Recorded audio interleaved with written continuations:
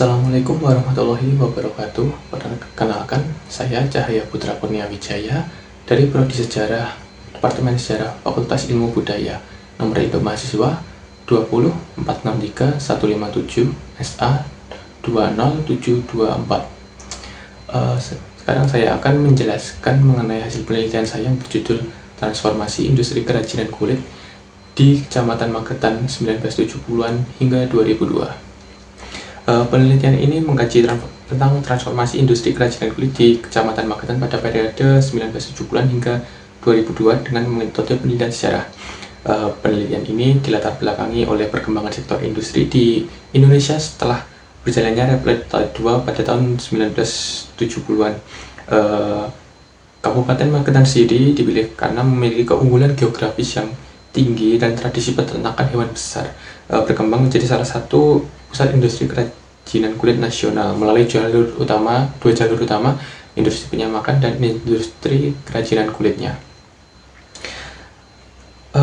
Pokok permasalahannya adalah mengenai perjalanan industri kerajinan kulit di Kecamatan Magetan dan transformasinya selama tahun 1970-an hingga tahun 2002. Melalui pokok permasalahan ini dihadirkan tiga pertanyaan penelitian, yakni yang pertama, bagaimana kondisi industri kerajinan kulit di tahun 1970-an hingga tahun 1990. Yang kedua adalah bagaimana transformasi yang terjadi selama tahun 1970-an hingga tahun 2002. Dan yang terakhir adalah bagaimana keberlangsungan industri kerajinan kulit di tahun 1990-an hingga 2002.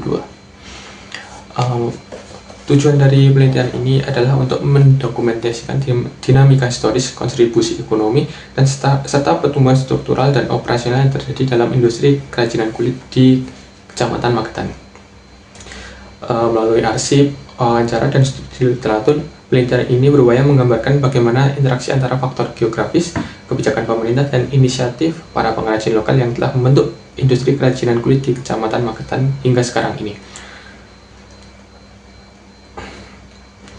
Melalui penelitian ini diketahui bagaimana sinergi antara industri penyamakan dan industri kerajinan kulit menciptakan rantai pasok yang kokoh sehingga mendukung keberlanjutan meningkatkan daya saing produk-produk kerajinan dari Magetan.